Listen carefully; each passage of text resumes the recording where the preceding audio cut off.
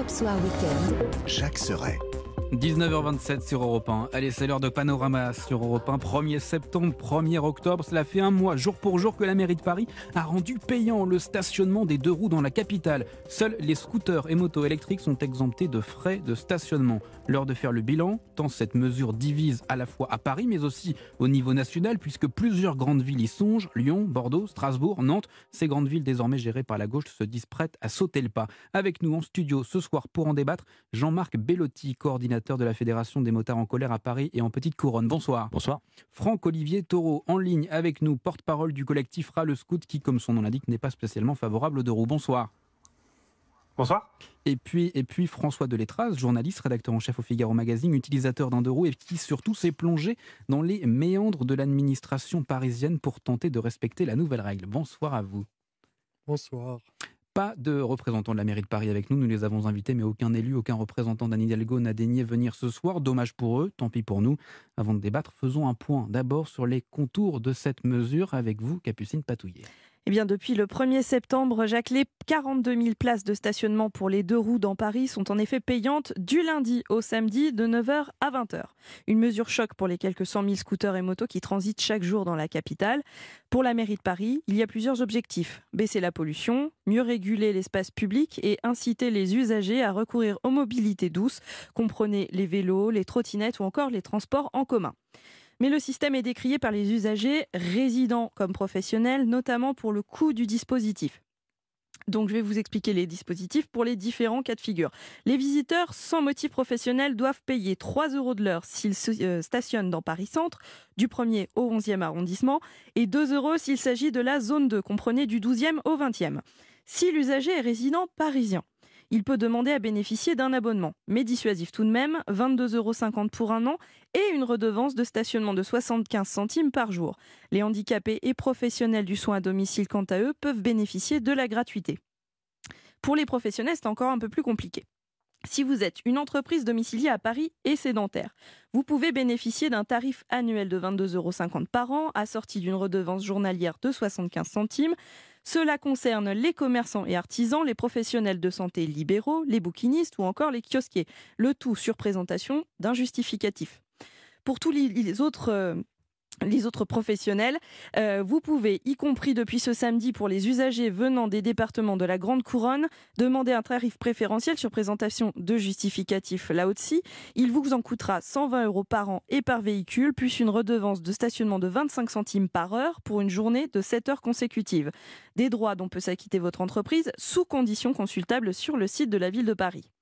Mercredi, le maire de Suresnes, Guillaume Boudy, a demandé à Anne Hidalgo de revoir les tarifs qu'il juge discriminatoires pour les usagers des villes limitrophes à Paris. Et en attendant, cette mesure fait des heureux chez les constructeurs de scooters électriques. Selon un chiffre de la Chambre syndicale internationale de l'automobile et du motocycle, les ventes ont bondi de 25% au premier semestre 2022. Merci beaucoup pour cet éclairage, Capucine Patouillet. Pour commencer, j'aimerais avoir l'avis de celui qui n'utilise pas de deux roues, Franck-Olivier Taureau, en ligne avec nous, porte-parole du collectif Ras le Scout. Un mois après le stationnement payant pour les scooters et motos à Paris, êtes-vous satisfait aujourd'hui ? Alors écoutez, effectivement, on a vu une vraie différence par rapport à ce qui se passait avant. Donc là, on est satisfait, c'est que il y a beaucoup moins de deux roues motorisées en ville, ce qui est une bonne chose. Donc pour nous, pour l'instant, la mesure est plutôt bonne. Après, évidemment, on est dans une période un peu transitoire. Il y a des gens qui testent, il y a des gens qui voient si le fait de stationner à côté des stationnements payants ou sur les stationnements payants sans s'acquitter de la redevance, etc., fonctionne. Donc je pense ça va mettre un petit peu de temps à se mettre en place, mais pour l'instant, on trouve que c'est plutôt une bonne chose. Vous constatez déjà moins de circulation de scooters, moins de nuisances sonores? Ah oui, clairement. Oui, clairement. On constate effectivement qu'il y a beaucoup moins de deux roues motorisées maintenant à Paris. Et d'ailleurs, il y a quelque chose qui nous a choqué, c'est que souvent les emplacements de stationnement de deux roues motorisées sont quasiment vides ou très très peu remplis. Donc c'était assez étonnant, puisque en fait on nous disait on manque de place pour les deux roues motorisées à Paris, etc. Et en fait il s'avère qu'il y a trop de place maintenant pour eux. Quand vous entendez cela, Jean-Marc Bellotti, Je rigole. vous entends rire. Vous qui représentez les motards, les utilisateurs de deux roues, est-ce qu'au bout d'un mois, vous parvenez donc à comprendre enfin finalement le sens de cette mesure quand vous entendez le porte-parole du déjà, collectif si Râle on, Scout? on écoute Monsieur Taureau, ne serait-ce que le nom de son association Râle Scout, ces gens-là sont pas là pour défendre leurs droits, ils sont là pour éradiquer les autres. Et Monsieur Franck-Olivier Taureau fait de la propagande et il ment, c'est le bras armé de la mairie de Paris, tout simplement. Parce que honnêtement, au bout d'un mois, constater qu'il y a tout à coup le miracle, beaucoup moins de roues motorisées, il n'y a plus de bruit, tout va bien. Mais c'est hallucinant d'entendre des bêtises Une transition, en tout cas, il constate une pareilles. évolution. Des bêtises pareilles, c'est hallucinant. Pour vous, ça n'a rien changé, c'est-à-dire que Mais tous les évidemment que étaleurs non, continuent. il y a tout autant de deux roues motorisées qui circulent dans Paris pour l'instant. Peut-être qu'il y en aura moins dans un an ou dans un an et demi. Mais excusez-moi, au bout d'un mois, on ne peut pas constater qu'il y a tout à coup moins de deux roues motorisées. Il faut arrêter les mensonges et le dogmatisme. Si je vous suis finalement, cette mesure n'est pas si contraignante pour les motards. S'ils continuent Bien évidemment d'utiliser. qu'elle est contraignante, mais pour l'instant, si vous voulez, voilà, ça vient d'arriver. Il y a encore des gens qui ne sont pas forcément au courant, parce que ça existe quand même. Il y a des gens qui effectivement continuent à circuler et qui se disent, bah tiens, je ne vais pas payer tout de suite, on va voir, il y a peut-être une tolérance pendant quelques temps, ce qui n'est pas le cas. Et puis il y a surtout des gens qui ont cherché à s'abonner. Mais c'est une telle usine à gaz qu'ils ne peuvent pas. Nous, on a des captures d'écran qui sont envoyées par des gens. On leur dit, pour l'instant, l'abonnement n'est pas disponible ou vous n'êtes pas éligible. Bah justement, on va y venir. François Deletraz, journaliste au Figaro. Vous êtes l'auteur d'un article qui a beaucoup circulé, beaucoup fait parler sur le site du Figaro. Vous me disiez l'article le plus lu la semaine dernière sur le site du Figaro, c'est ça ? Exactement. Voilà, un article donc, sur une enquête finalement sur le système du stationnement payant pour les deux roues mis en place par la mairie de Paris. Vous avez enquêté, vous vous êtes mis dans la peau de quelqu'un qui veut respecter la nouvelle législation. Qu'est-ce que vous avez constaté ? En fait, la mairie de Paris a refusé de me parler. Ils ont fait comme avec vous ce soir. J'ai pas eu d'interlocuteur, donc du coup, j'ai essayé de suivre le cheminement d'un particulier ou de quelqu'un d'une entreprise qui souhaite s'abonner, passer par France Connect, avoir un code NAF qui marche, etc., etc. Et en fait, tout le cheminement montre que rien n'est au point. C'est-à-dire, concrètement, quand on veut se mettre dans les clous, entre guillemets, pour respecter la règle, on fait face à quoi ? Une administration ? Alors, par exemple, une entreprise qui aurait fait l'effort d'acheter des scooters électriques, Même en achetant les scooters électriques, c'est qui compliqué. n'a pas le code NAF qui correspond au code NAF autorisé, les médecins, etc., ne peut pas s'inscrire, alors qu'elle a un scooter électrique qui a un stationnement payant. Donc vous voyez, il y a un certain nombre de cas de figure absolument insensés. Et ce qui est très étonnant, c'est qu'au service du stationnement où je suis allé, dans le fin fond du 13e, on me dit, oui, il faut vous inscrire. D'ailleurs, voilà votre certificat, monsieur. Et la mairie m'écrit le même jour, non, monsieur Deletraz, vous n'avez pas besoin de vous inscrire. Donc, Qui croire? Non, mais bon, plaisanterie mise à part, le système qu'ils ont inventé pour le stationnement des deux roues est insensé. Alors, je parle pas du prix, je parle pas de la durée. vous ne parlez pas du fond, du fond de la mesure Voilà, en elle-même. le fond de la mesure, on en tout cas, parlera c'est tout à l'heure, sûr. parce qu'il y a quand même 2 points qui sont incroyables. Mais sur l'application, depuis un mois, L'application du système, c'est insensé. D'être obligé d'utiliser France Connect pour dire qui on est, enregistrer sa plaque, et après ça, aller sur des applications de paiement qui s'appellent Park Now ou Pay by Phone, ou etc., qui vous envoie le soir une facture à 0 € parce que vous avez un scooter électrique. Il y a un moment, voilà, dans l'usine à gaz, il faut être raisonnable. mais si je comprends bien, c'est-à-dire qu'un conducteur de deux roues qui souhaite respecter la règle, entre guillemets, il a tous les risques finalement d'avoir une amende sur son stationnement ? Ah bah c'est tellement compliqué que oui. D'ailleurs, j'ai suivi les sociétés qui font ça. Vous savez, il y a 2 sociétés, ils ont délégué ça à des sociétés privées qui s'appellent Streeteo et Movia. Et donc j'ai suivi une équipe qui font ça à pied parce qu'ils ne peuvent pas le faire de manière automatisée, parce que les plaques d'immatriculation des scooters sont vers le trottoir et non pas vers la rue. Et donc les voitures qui passent et qui verbalisent les voitures ne peuvent pas le faire pour les scooters. Donc là, ils ont des équipes à pied. Ils sont chargés de faire 2000 contrôles par jour, chacune des 2 entreprises. Et quand on suit les gens qui verbalisent, on constate qu'il y a 8 scooters sur 10 qui ne sont pas en règle. Donc il y a une vraie problématique, parce que même quelqu'un qui veut être en règle a du mal à l'être.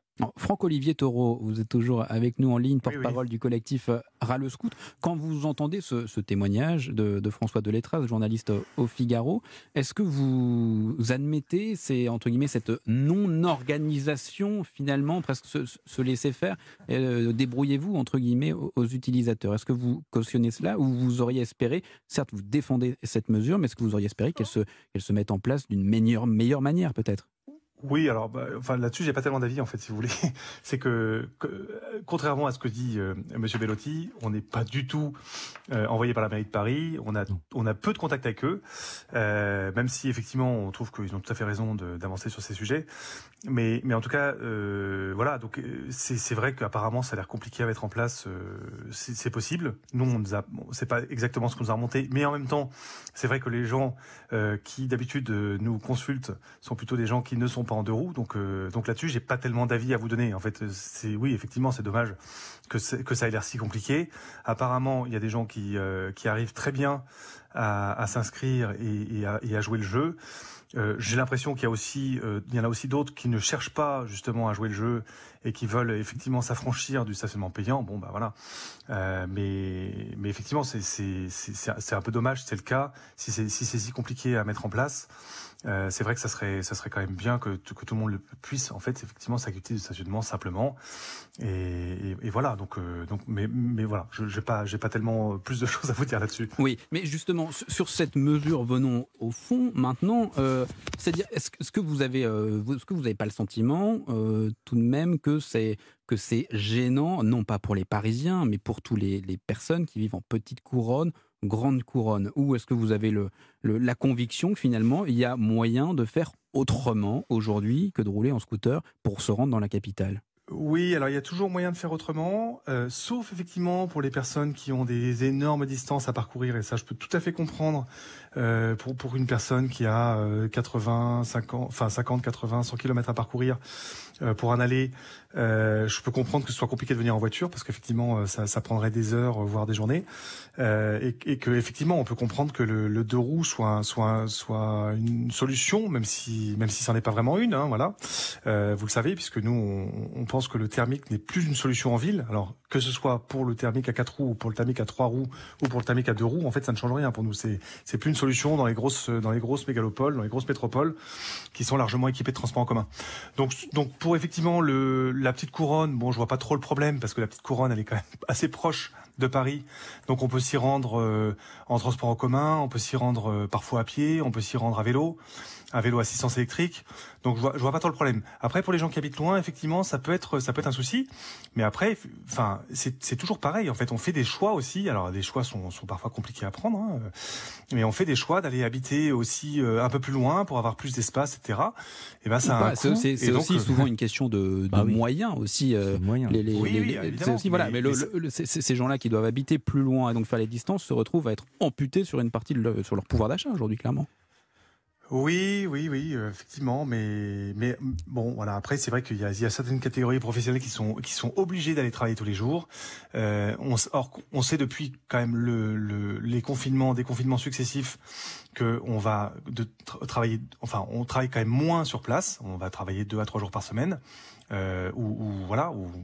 Et après, effectivement, il y a des catégories professionnelles qui sont obligées d'aller sur le lieu de travail tous les jours. Mais après, c'est des exceptions. Donc, effectivement, je comprends que pour ces gens-là, ce soit compliqué et que ça rajoute effectivement des contraintes budgétaires supplémentaires. On peut tout à fait le comprendre et on peut l'entendre. Mais ces contraintes budgétaires, en tout cas sur les tarifs mis en place par la mairie de Paris, est-ce que vous avez été vous consulté en amont, est-ce que vous avez discuté avec la mairie de Paris ou pas du tout? Et 2, qu'est-ce que vous pensez de ces tarifs? Ils sont finalement normaux?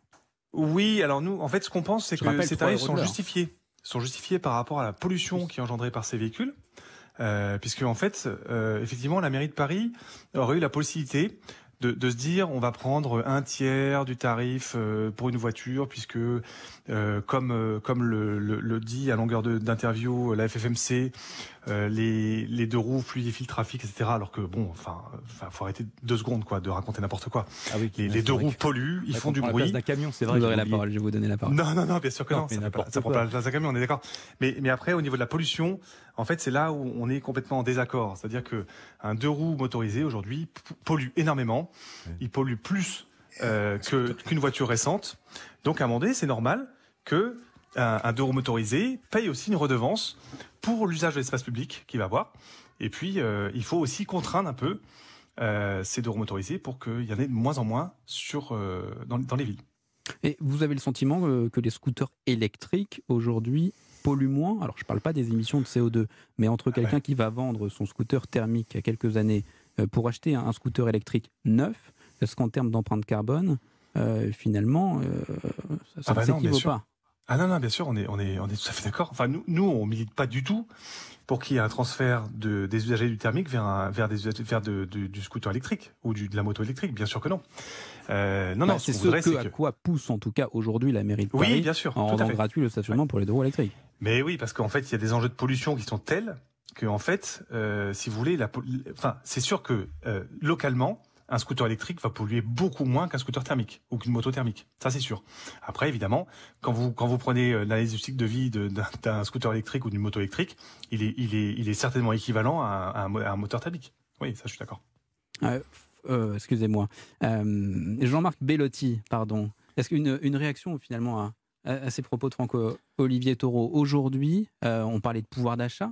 C'est clairement un problème aujourd'hui pour les utilisateurs de 2 roues qui habitent pas dans Paris. Mais on parle de pouvoir d'achat, on parle de mobilité. Mais je sais pas, j'ai l'impression qu'on a affaire à des gens hors sol. Quand on nous dit non, mais c'est exceptionnel maintenant les gens qui peuvent se déplacer à Paris parce qu'avec le Covid, maintenant les gens travaillent de chez eux avec le confinement. Mais enfin, moi je vois, il y a 250 km cumulés de bouchons tout autour de Paris tous les jours. C'est complètement encombré.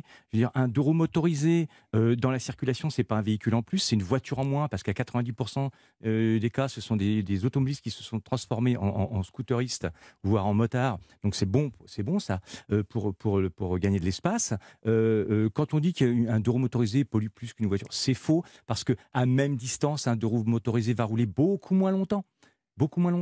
Donc effectivement, qu'on va polluer beaucoup moins, on prend beaucoup moins d'espace. L'espace intérieur est optimisé. Un véhicule 2 roues motorisé, c'est 2 places.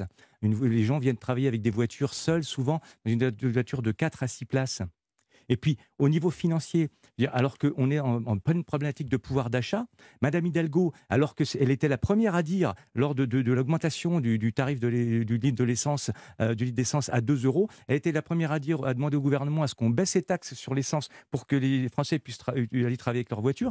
Et en même temps qu'elle dit ça, elle met des taxes en place. Non seulement elle double le stationnement pour les automobilistes, le prix du stationnement pour les automobilistes à Paris, et elle met en place le stationnement de roues motorisées payant. Donc elle met des taxes, des octrois pour les gens qui viennent travailler en ville, quoi. C'est quand même hallucinant. François Deletraz, c'est quoi la démarche, dans le fond, de la mairie de Paris? Est-ce que c'est une vision politique de l'aménagement de la ville aujourd'hui qui passe par l'empêcher de circuler les 2 roues? On va dire que il y a la face cachée de la décision. C'est-à-dire? Et la face cachée de la décision, pour les écologistes et pour M. Belliard, et ça ils ne le diront jamais, mais c'est d'empêcher les gens d'aller travailler avec un 2 roues ou une voiture. Puisqu'ils ils agissent sur 2 niveaux. Alors, outre le problème de la complication pour s'inscrire, mais il y a 2 niveaux qui sont très importants. Il y a le problème du prix, et contrairement à ce que disait Capucine tout à l'heure, ça n'est pas 3 € de l'heure, mais c'est 37,50 € pour 6 heures. La première heure est à 3 €, la deuxième aussi, et après ça augmente. Et en fait, ça fait 6,25 € de moyenne de l'heure pour le centre de Paris. Donc 37,50 €, c'est beaucoup d'argent. Et deuxième levier que la mairie utilise, c'est le problème des 6 heures. À savoir qu'elle interdit aux scooters de stationner plus de 6 heures à Paris, au même endroit. Et donc, quand on interdit à un scooter de rester, sauf à la mairie de Paris où on doit travailler moins de 6 heures par jour, dans toutes les entreprises de France, on travaille plus de 6 heures par jour. Donc, quelqu'un qui viendrait avec son scooter ne peut pas le laisser devant son travail plus de 6 heures. C'est une ville presque sanctuarisée, finalement. C'est Martine Aubry qui lance les 30 heures. C'est une ville gentrifiée autour de laquelle on a mis une frontière. On ne veut plus que les banlieusards rentrent dans Paris. Les mêmes banlieusards qu'on applaudissait justement lors du premier confinement, c'était eux qui venaient ouvrir les supermarchés, les boutiques d'alimentation, qui venaient soigner les gens. Vous vous rendez compte quand même que, on vient de le dire, que c'est presque 7 € de moyenne de l'heure et que le taux horaire net du SMIC, il est à 8 €. C'est-à-dire quelqu'un qui est payé au SMIC, il gagne 8 € de l'heure. Et là, il va payer presque 7 € de l'heure de stationnement. On marche sur la tête. Elle est où la mairie socialiste, là? C'est fou. Franck-Olivier Taureau, porte-parole de l'association du collectif Ras le Scout. Cette démarche engagée dans la ville de Paris, je le disais, plusieurs autres grandes villes s'apprêtent éventuellement à franchir le pas. C'est quelque chose que vous appelez de vos voeux aujourd'hui. Est-ce que vous mobilisez auprès d'autres municipalités? Oui, alors clairement, on pense que effectivement, les autres grandes villes vont suivre l'exemple de Paris, mais il faut recontextualiser les choses. C'est-à-dire que dans toutes les grandes villes du monde, et Paris en fait partie, on limite la place de la voiture, du deux roues motorisé thermique, pour justement rendre la ville un peu plus apaisée, la ville du quart d'heure, etc. Ça se passe partout. Donc on peut dire ce qu'on veut d'Anne Hidalgo, on peut l'aimer ou pas, etc. Mais en fait, il y a un mouvement global qui est suivi, ce qui est que toutes les grandes villes aujourd'hui se passent. Et d'ailleurs, c'est une bonne chose. Enfin, nous, en tout cas, en tant qu'habitants de ces villes, on en est très heureux. Rendre ces villes apaisées. Et ça, c'est important de le rappeler parce que on dit Paris ceci, Paris cela, les saccages Paris qui n'arrêtent pas de se plaindre de tout. En fait, ça se passe partout pareil.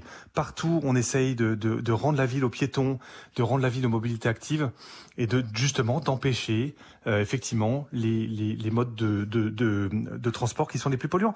Donc pour nous, ça a du sens. Pour répondre à votre question, effectivement, nous on a appelé les villes à rejoindre en fait effectivement ce que fait la mairie de Paris sur le stationnement payant, parce que nous c'est une mesure qu'on prône depuis longtemps, le stationnement payant. Donc évidemment la mairie de Paris nous a suivis, mais on espère que Bordeaux le fera, que Lyon le fera.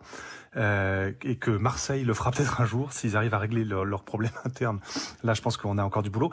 Mais en tout cas, voilà, il y a effectivement, il y a des enjeux dans les grosses villes de France et même les plus petites, parce que en fait, il y a même des villages où on vous dit, mais nous, on n'en peut plus des nuisances des deux roues motorisés qui vont passer. Alors, ce sera pas aux mêmes heures, ça sera pas toute la journée, ça sera le dimanche matin à 9h du matin, à 8h du matin, et on a beaucoup de gens en fait qui adhèrent à l'association en disant mais nous on n'en peut plus, aidez-nous, comment vous pouvez nous aider, voilà.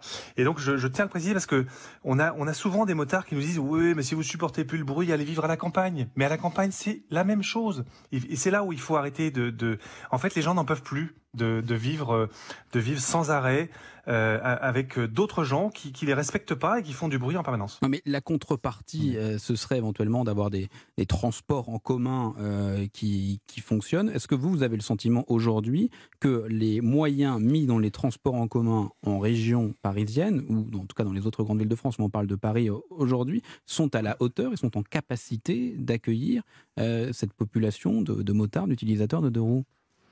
Alors, je pense qu'elle est en capacité de le faire parce que les usagers de deux roues sont quand même assez peu nombreux. Donc la réponse est oui. Après, évidemment, il faut toujours améliorer les transports en commun, ça c'est clair. Surtout si on veut les rendre agréables, parce que c'est même plus une question de coût, puisque les transports en commun ne coûtent pas très cher finalement. Mais c'est surtout une question d'accessibilité, d'être à l'heure, etc.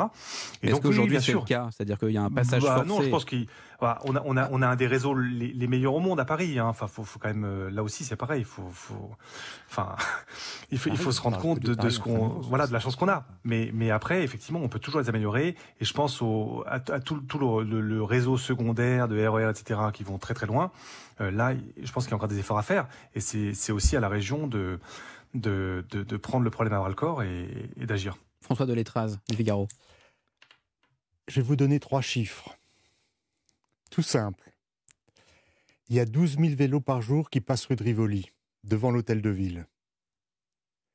Anne Hidalgo a supprimé le couloir d'autobus de la rue de Rivoli. Il y a 250 000 personnes qui utilisent les autobus devant l'hôtel de ville tous les jours. Et il y a 500 000 personnes dans la ligne 1 du métro. Donc, favoriser 12 000 personnes au détriment de 250 000 personnes qui vont perdre 10 minutes parce que le couloir d'autobus de la rue de Rivoli a été supprimé, est-ce que c'est une mesure de gauche ? C'est la question que vous posez, en tout cas. Jean-Marc Bellotti, je vous entendais bouger sur votre chaise quand vous entendez notre invité qui est en ligne avec nous, Franck-Olivier Taureau, du collectif Ras le Scout. Qu'est-ce qui vous fait autant réagir quand vous entendez ça? Finalement, si d'autres grandes villes s'apprêtent déjà à le faire, la mairie de Paris, la capitale, y est passée, est-ce que votre combat est perdu d'avance aujourd'hui? Ça, c'est monsieur Olivier Taureau qui dit que les autres grandes villes sont prêtes à le faire. Et parce que nous aussi, on est là. Et nous aussi, on va faire en sorte, on fait déjà en sorte que l'idée passe au niveau des autres grandes villes. Vous savez, on continue notre mobilisation. Et tous les lundis, on est devant la mairie de Paris pour continuer à s'opposer à cette mesure. On a des procédures juridiques en cours et nous, on espère bien que d'autres villes ne prennent pas ce pas-là. Ce qui est agaçant, c'est d'entendre cette stigmatisation systématique de la part de M. Taureau ou d'autres, d'ailleurs, des défenseurs du stationnement de motorisé à Paris, payant, comme si le stationnement payant allait tout de suite faire en sorte qu'il n'y ait plus de bruit dans Paris. Mais c'est faux. Paris est une ville bruyante comme toutes les autres grandes villes. Moi, je voyage pas mal. Je sais que dans d'autres grandes villes, Naples, New York, etc., il y a du bruit. Et à New York, il n'y a pratiquement pas de deux roues motorisées. Hein. Et c'est une ville extrêmement bruyante, extrêmement encombrée. Voilà. Et je suis assez agacé, quand même, d'entendre que le deux roues motorisé, c'est le bruit. C'est faux. Nous ne sommes pas, les usagers de deux roues motorisés ne sont pas responsables de tous les maux de la ville, c'est-à-dire les incivilités, le bruit, la pollution. À entendre ces gens-là, nous sommes les seuls responsables de ça. C'est faux. Un deux roues motorisé, ça sort aux normes. Alors oui, il y a des gens qui roulent avec des pots non conformes en deux roues motorisés, et oui, ces gens-là, doivent être sanctionnés. Et ça existe déjà. Donc on est en train de réinventer des usines à gaz, mais ça existe déjà. Ça va jusqu'à l'immobilisation du véhicule. Et on ne doit pas stigmatiser toute une population, tout simplement parce qu'il y a quelques personnes qui ont des pots qui ne sont pas homologués ou qui sont abîmés. C'est un peu comme si on disait les gens qui roulent à vélo ne s'arrêtent pas au feu. Parce que c'est la vérité, parce que je fais aussi du vélo dans Paris et parce que je vois ce qui se passe. Et alors, donc, tous les usagers de vélo sont tous des fous furieux. Ben non, il y a des gens à vélo qui ne s'arrêtent pas. Il y en a beaucoup, d'ailleurs, à vélo qui ne s'arrêtent pas au feu. Mais et je ne parle pas des autorisations, c'est-à-dire avec les petits panneaux à droite ou petits panneaux tout droit où on a le droit de passer le feu. Je ne parle pas de ceux-là. Je parle des gens qui passent le feu et qui... Alors, quand on parle des piétons, alors, vous savez, la mobilité douce et paisible. Mais c'est une hallucination dans Paris, c'est-à-dire que les piétons, ils sont terrorisés par les vélos, parce que vous ne l'entendez pas arriver, le vélo. Et quand vous traversez et qu'il y a un vélo qui à 20 à l'heure, parce qu'ils ne roulent pas doucement les vélos dans Paris, à 20 à l'heure, vous coupe le nez, je peux vous dire que ça fait peur. Donc, qu'on arrête aussi de nous parler de mobilité douce. De toute façon, Paris, c'est comme ça a toujours été une ville où il y a beaucoup d'incivilité, malheureusement. Effectivement, on rate une marche. Écoutez, moi, je n'ai pas l'habitude de donner des exemples personnels, parce que ce n'est pas mon truc, mais je reviens d'Irlande. La bienveillance des Irlandais sur la route ou ailleurs, c'est un truc extraordinaire. Et quand on revient à Paris, effectivement, on se dit, mais on a raté quelque chose là. Voilà. Mais alors, arrêtons aussi un abruti, ça restera un abruti, qu'il soit dans une voiture, sur un deux roues motorisé, sur un vélo ou à pied. Ça restera un abruti. Voilà. Et tous les usagers de deux roues motorisés ne sont pas tous des abrutis, monsieur Taureau. Franck-Olivier Taureau, excusez-moi. Tout simplement, est-ce que vous avez c'est quoi la prochaine marche finalement? Vous avez réussi votre combat à Paris, est-ce que vous souhaitez aller plus loin? On parlait des autres grandes villes, mais dans la capitale, c'est quoi la suite? Dans la capitale, c'est vrai qu'on estime que les choses ont déjà bien avancé, évidemment. Après, nous, on est-ce pense que la plutôt au suite, niveau c'est de national. rendre payant le stationnement pour les deux roues électriques? Oui. Oui, ça serait assez logique. Au moins, vous êtes d'accord sur un point. Mais si, mais évidemment. Là, aujourd'hui, ils ne le font pas. Vous savez, si aujourd'hui, ils mettent en place le stationnement pour les deux roues motorisées électriques, ça a posé un problème parce qu'il y a des vélos aussi électriques. Les vélos assistance électrique. Alors, qu'est-ce qu'on fait dans ces cas-là? Il y a juste 5 km/h ou 10 km/h de différence entre les deux véhicules. Vous voyez? Donc, je pense que politiquement, la mairie de Paris se dit oulala, on ne va pas mettre en place le stationnement payant pour les deux roues motorisées électriques parce que derrière, sinon, c'est pas vendable. Comment on va faire avec les vélos électriques? Non. Franck-Olivier Taureau. Non, je crois pas. Je crois pas que ce soit du tout leur pensée. En fait, les voitures électriques ne payent pas non plus. Donc c'est plutôt ça le raisonnement. C'est qu'en fait, ce qui est électrique serait plutôt bon. Alors effectivement, dans la ville, ça pollue beaucoup moins, parce qu'après vous avez les particules fines qui sont liées aux freins et aux pneumatiques. Mais c'est vrai que c'est beaucoup moins qu'un véhicule thermique. Donc c'est là où on peut comprendre la mairie de Paris. Après, oui, bien sûr, ça va. Enfin, nous, on demande à ce que ça aille plus loin au niveau national, et on aimerait bien que le stationnement payant pour les 2 roues et pour tout le thermique le deviennent dans toutes les villes de France, ouais, bien sûr. Le mot de la fin avec François Delétraz du Figaro. Monsieur Taureau, je ne comprends pas pourquoi vous dites tout à l'heure que vous êtes aussi contre les déplacements de scooters électriques, et là vous nous dites que l'électrique a quelque chose de positif. Dans votre discours, il y a quelque chose qui ne va pas. En revanche, sur les mobilités douces dont vous parliez tout à l'heure, il faut, pareil, je vais vous donner un chiffre.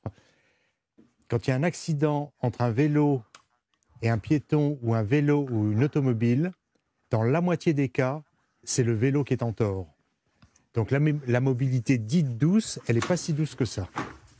Moi, je ne parle pas de mobilité douce, je parle de mobilité active déjà. Ça, pour moi, c'est 2 choses qui sont différentes. Le deux roues motorisées, c'est une la mobilité douce. très active.